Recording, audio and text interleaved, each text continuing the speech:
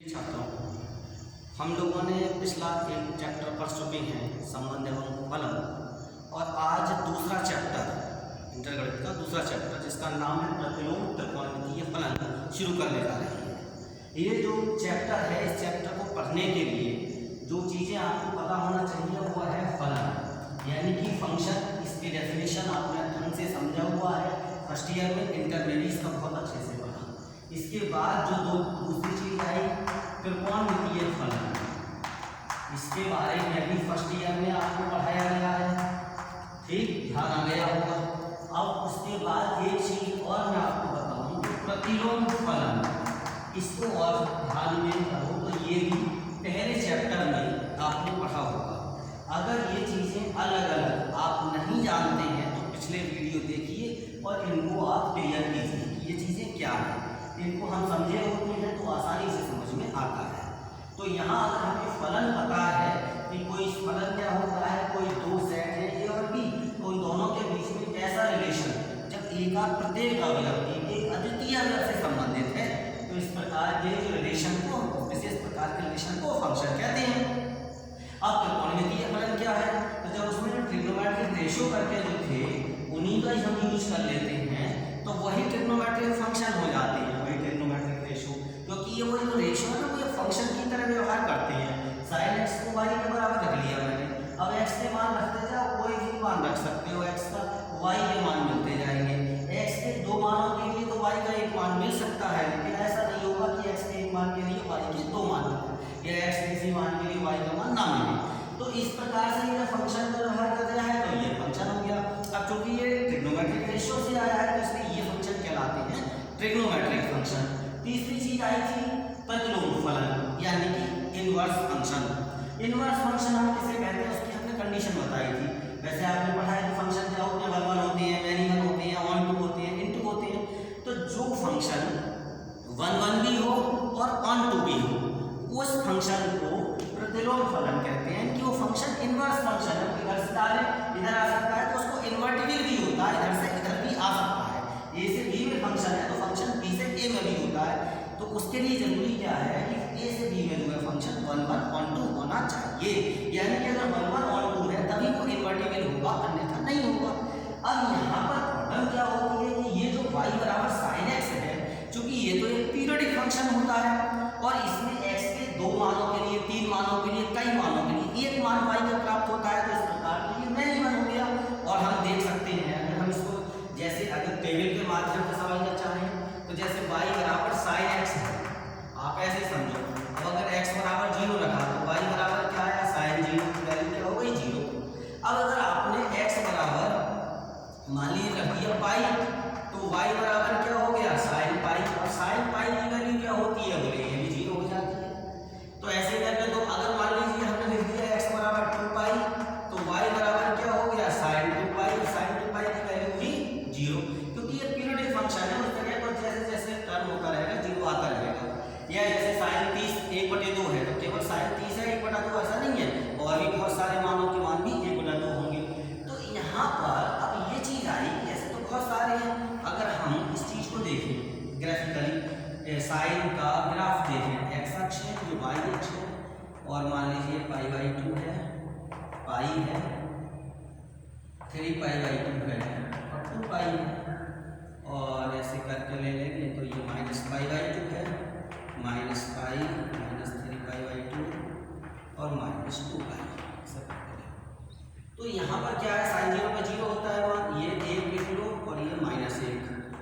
अब first year में सीखा है वो बनाना, साइन 0 का मान 0 हो गया, साइन 90 का मान 1 होता है, तो 0 से 1 की ओर बढ़ता है। फिर साइन पाई का मान 0 हो गया, इधर आ गया, 3π/2 माइनस हो गया, फिर 2 पाई हो गया, ऐसे करके आगे चला जाएगा। और इसी प्रकार से ये हो गया। तो अब यहाँ पर जब ये साइन का कर्व हम बनाते हैं इस प्रकार से, तो हम ये देख रहे हैं कि भाई अब जैसे ये दो देख लो, x के लिए आपने एक मान ये रखा, एक मान ये रखा, लेकिन दोनों के लिए जो y है वो एक ही आ गया, इस बिंदु पर भी और इस बिंदु पर भी। दोनों बिंदुओं पर आप गौर करिए x के मान अलग अलग है लेकिन y का मान एक आ गया, तो ये फिर वन वन तो नहीं रहा, मैनी वन हो गया। तो फिर इसके लिए क्या करा जाता है, कुछ रेस्ट्रिक्शन लगाई जाती है इसमें, और इस प्रकार से रेस्ट्रिक्शन लगाई जाती है कि ये फंक्शन जो है वो वन वन ऑन टू हो जाए।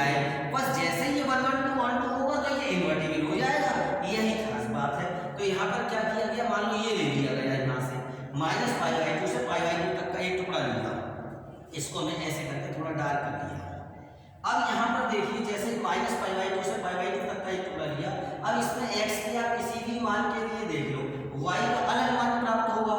यहाँ कहीं भी ऐसा नहीं होगा कि x के दो मानों के लिए y का एक ही मान प्राप्त हो रहा हो।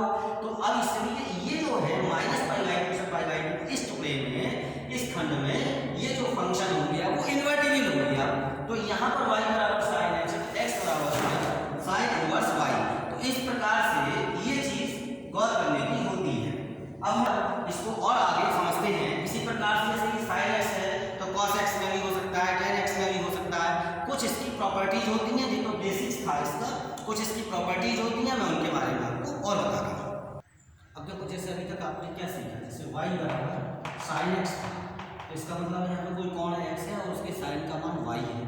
अब इसको ऐसे करके लिख दिया है x बराबर sin इनवर्स y। इसको sin की पावर -1 नहीं बोलते, इनवर्स हो जाता है, तो ये बोला जाएगा x बराबर sin इनवर्स y। तो जैसे आपने अभी सीखा, तो जैसे ही फंक्शन इनवर्स में आता है, तो जैसे y बराबर sin x वाला था अभी पीछे आपने सीखा, तो इसका डोमेन क्या होता है, इसका डोमेन होता है r, और रेंज क्या होती है, रेंज हो जाती है इसकी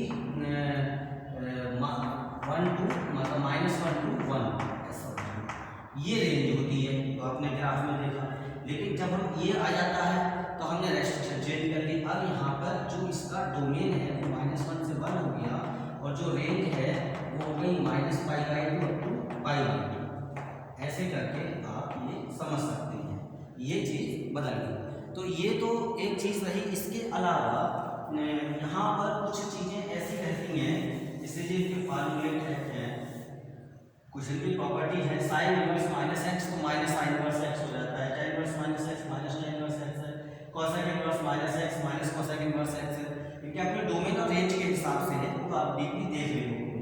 cos inverse -x pi -cos inverse x है, sec इनवर्स -x तो पाई -sec इनवर्स x है, cot inverse -x pi -cot inverse x है।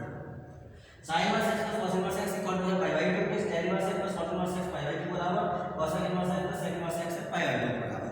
अब हमें सवाल किस प्रकार के मिलते हैं वो हम आपको बताते हैं। इनवर्स फंक्शन की वैल्यू निकालनी होती है। एक्सरसाइज 2.1 स्टार्ट कराना, तो पहला क्वेश्चन है sin इनवर्स -1/2, इसकी वैल्यू निकालनी है। अब आप देख सकते हैं कि sin इनवर्स, जैसा कि मैं आपको बताया, इनवर्स फंक्शन में अब ये दो चीज़ें हो गई कि ये -1/2 का मुझे निकालना है इनवर्स फंक्शन में, तो ये बिल्कुल सही है -1/2, क्योंकि sin इनवर्स हमें जो -1 से 1 तक का है डोमेन, तो इसमें मान निकल सकता है। अब जो रेंज है वो मान कहाँ से कहाँ तक आएगा, -π/2 से π/2 तक आएगा। अगर यहाँ पे कोई रख देता, मान लीजिए 2, जैसे कोई रख दे sin इनवर्स 2, तो उसकी वैल्यू नहीं निकाली जा सकती, ये संभव ही नहीं है। क्यों नहीं संभव है, क्योंकि इनवर्स फंक्शन में जो डोमेन है वो -1 से 1 तक है, जैसा कि अभी मैंने बताया था। तो अब यहाँ पर खैर ये तो एक अलग तरीका हो गया, उस तरीके से आप निकालो तो समझ की दृष्टि से। अगर ये याद ना भी रहे डोमेन और रेंज, तो इन प्रॉपर्टीज की सहायता से आप सवाल को कर सकते हो। कैसे, जैसे sin इनवर्स -1/2 है, तो sin इनवर्स -x बराबर -sin इनवर्स x आया, तो आपने क्या काम कर लिया, इसकी वैल्यू लिख दी -sin इनवर्स 1/2। ये हो जाएगा, इतनी बात लिखने में कोई प्रॉब्लम ही नहीं है। अब जब यहाँ तक लिख लिया, तो यहाँ क्या हुआ, -sin इनवर्स, ये जो 1/2 है, ये sin में देखा कितने का मान होता है, बोले sin 30 की वैल्यू होती है। sin 30 का रेडियन में चेंज किया तो π/6 हो गया, तो यानी कि ये तो sin π/6 हो गया। अब यहाँ पर ये sin इनवर्स और sin x बराबर x हो जाता है, ये प्रॉपर्टी है। जैसे अगर sin इनवर्स sin x करके लिखा है तो इसके बराबर रह जाएगा, x के बराबर रह जाएगा। तो अब यहाँ पर ये जो हो गया वो माइनस का π/6 हो गया। ये इसकी इस प्रकार से वैल्यू हम निकाल सकते हैं इसी इनवर्स फंक्शन की। दूसरा सवाल देखते हैं हम इसी का। √3/2 लिखा है, तो क्या करना आपको, cos इनवर्स और √3/2, तो √3/2 cos में कितने की वैल्यू होती है, ध्यान आता है cos 30 यानी cos 30, तो हो गया कि cos π/6। अब यहाँ पर cos इनवर्स cos थीटा होता है तो थीटा रह जाता है, तो यहाँ पर कैंसिल हो गया, π/6 आ गया, प्रॉपर्टी के हिसाब से ये। अब ये है cosec इनवर्स 2, इसकी वैल्यू निकालनी है। एक तरीका तो वही है कि आप यहीं पर लिख दो, cosec के पदों में लिख सकते हो, और नहीं तो फिर क्या करना, cosec को sin इनवर्स में चेंज किया और 2 को 1/2 लिख सकते हो। ये प्रॉपर्टी होती है, cosec को sin में चेंज किया, cosec इनवर्स को sin इनवर्स में, 2 की जगह 1/2 लिख लेते हैं। और फिर क्या कर दिया, sin इनवर्स sin 30 लिख देंगे, sin 30 डिग्री यानी कि π/6 रेडियन में लिखा जाएगा, तो यहाँ पर क्या आ गया, वो π/6 आ गया। और यदि हम ऐसे करना चाहते तो भी इसे लिख सकते थे, जैसे क्या करते, तो हम लिख देते जैसे cosec इनवर्स 2 2 है, तो यहाँ पर ये हो गया कोसेक इनवर्स कोसेक और 30 यानी कि कोसेक पाई बाई 6 की वैल्यू, तो ये पाई बाई 6 आ जाता। तो इस तरह से हम कैसे भी कर सकते हैं उसको समझ के।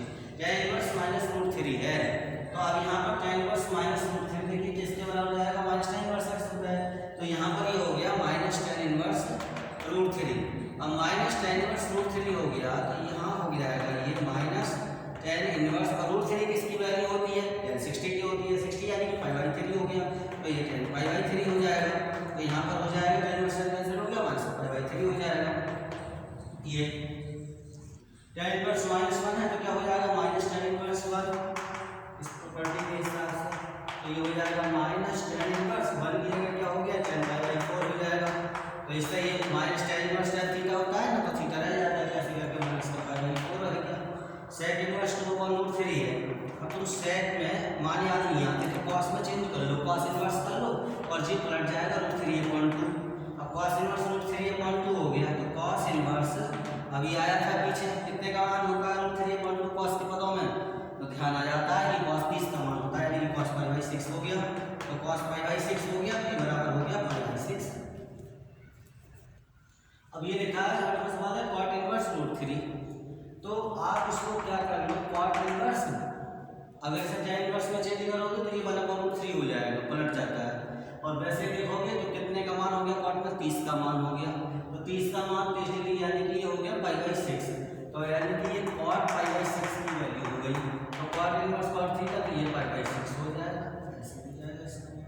अब जे है कॉस इनवर्स माइनस 1/√2, दिमागी लगाना माइनस 1/√2 कितने का मान होता है, तो देखो कॉस इनवर्स में जो सीरीज है वो pi minus cos inverse x के बराबर होता है, तो फिर यहाँ पर क्या करना है, इसको पाई माइनस कॉस इनवर्स 1/√2, ये वाली है देखो ध्यान से देख सकते हो, कॉस इनवर्स माइनस x बराबर pi minus cos inverse x, तीन फार्मूले एक से चलते हैं, साइन इनवर्स tan इनवर्स और कोसेक इनवर्स में अगर ये माइनस में होता है तो माइनस बाहर आ जाता है, लेकिन cos inverse sec inverse cot inverse में पाई माइनस करके होता है, तो यहाँ पर ये होगा पाई माइनस कॉस इनवर्स 1/√2। अब आपको आसानी हो जाएगी, क्या आसानी हो जाएगी, 1/√2 कितने की वैल्यू है, cos 45 का होता है, cos पाई बाई 4 हो गया, तो ये फिर cos पाई बाई 4 हो गया। अब आप देख सकते हो pi minus cos inverse cos cancel हो गया, तो ये पाई बाई 4 हो जाएगा। अब पाई में से पाई बाई 4 हटा दिया तो ये बच गया 3 पाई बाई 4, तो इस प्रकार से ये होगा। अब question number 10 cosec inverse minus √2, तो देखो कोसेक कहाँ आ गया, इसमें आ रहा है, तो माइनस कोसेक इनवर्स x होगा, तो यानी हो गया माइनस कोसेक इनवर्स √2। अब यहाँ पर माइनस है तो मान आपको याद आता है तो बहुत अच्छा, नहीं तो साइन में चेंज करोगे तो क्या हो जाएगा, साइन इनवर्स 1/√2, यानी इसका वैल्यू है कोसेक है, और अगर इसी में रहने दोगे तो अभी कोई बात नहीं है, ये हो गई कोसेक पाई बाई 4 की वैल्यू। अब यहाँ पर माइनस तो लगेगा, cosec inverse cosec pi by 4, cosec inverse cosec खत्म हो जाएगा, पाई बाई 4 हो जाएगा, तो ये पाई बाई 4 हो गया। अब 11वें सवाल में तीन इस तरह से दे दिए क्वेश्चन का इसका मान निकालिए, ऐसा प्रश्न दिया। अब यहाँ पर क्या करना देखिए, tan इनवर्स और 1 है इसको लिख दीजिए tan पाई बाई 4 एक बार प्लस। अब यहाँ आप सोच रहे होंगे इसी हिसाब से अलग अलग सॉल्व करें ना, एक प्रॉपर्टी मैंने यहाँ लिख रखी है, sine inverse x plus cos inverse x बराबर होता है पाई बाई 2 के, तो ये यहाँ पर कोई चीज़ होगी कि वो sine inverse x plus cos inverse x, अगर ये दोनों चीज़ें इस प्रकार से आ रही हैं, कभी भी हो साइन इनवर्स है और कॉस इनवर्स में है, दोनों में जब बराबर है तो दोनों के योग की जगह आप पाई बाई 2 लिख सकते हो, तो आप यहाँ पर पाई बाई 2 लिख सकते हो। अब यहाँ जो tan inverse tan theta theta रह जाता है, तो ये पाई बाई 4 हो गया, पाई बाई 4 प्लस पाई बाई 2 हो गया, 4 LCM हो गया, तो पाई प्लस 2 पाई हो जाएगा, और मिलाकर हो गया 3 pi by 4। Cos inverse 1/2 plus जो साइन इनवर्स 1/2 है, दोनों को अलग अलग कर लो, plus sine inverse 1/2 plus sine inverse 1/2, अलग अलग क्यों करा, इसलिए किया देखो ये दोनों चीज़ें अभी बताया था प्रॉपर्टी, उसके हिसाब से sine inverse x plus cos inverse x क्या हो जाता है, पाई बाई 2 हो जाता है, इसकी वैल्यू होगी pi by 2 plus sine inverse 1/2 क्या लिख सकते हो, साइन पाई बाई 6 लिख सकते हैं, तो फिर यहाँ पर ये तो पाई बाई 2 है ही है, इसे क्या लिख सकते हो, sine inverse sine theta theta रह गया, तो ये पाई बाई 6 हो गया, तो ये 6 LCM ले लिया, तो 3 पाई हो गया, और ये पाई हो गया, तो ये हो गया 4 पाई/6, यानी कि ये हो जाएगा 2 पाई/3। क्वेश्चन नंबर 13 में कहा यदि साइन इनवर्स x बराबर y है, तो इसमें मतलब है कि क्या उनमें से ऑप्शन सही है हमारा,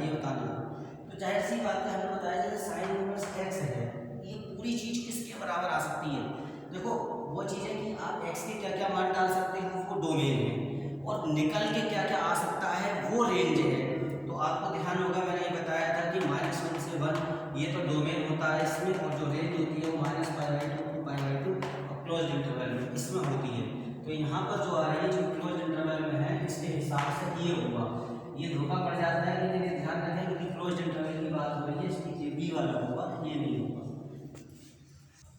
क्वेश्चन नंबर 14 है, इसका मान निकलवाया है, 4 ऑप्शन दिए हैं, सीधी सी बात है, पहले सॉल्व करना पड़ेगा। तो आपको क्या करना है, tan इनवर्स, अब ये रूट 3 है, आप इसे लिख सकते हो tan π/tan 60 का मान होता है √3, तो tan π/3 हो गया ये। अब sec इनवर्स -2 है, तो -2 कैसे निकलेगा, sec इनवर्स -x और π/sec इनवर्स x होता है, तो यहाँ पर हो गया पाई माइनस में प्लस हो जाएगा sec इनवर्स 2। अब जे रह गया π/3, मतलब हो गया पाई प्लस। अब sec इनवर्स 2 है, इसको आप वैसे चेंज करके दिखा दे जाऊँ, cos इनवर्स 1/2 ऐसे लिख सकते हो, नहीं तो डायरेक्ट भी मान लगा सकते हो, sec इनवर्स से cos इनवर्स में चेंज किया, 2 का 1/2 कर दिया, तो π/3 माइनस पाई प्लस। अब यहाँ पर क्या होगा, cos इनवर्स, cos में कितने डिग्री का मान होता है, cos का 60 का मान होता है 1/2, तो ये 60 यानी कि π/3 हो गया।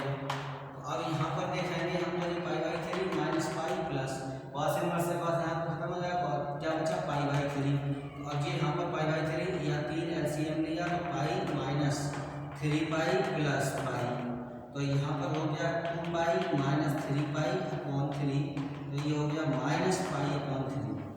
तो इस प्रकार से ये इसकी वैल्यू आती है।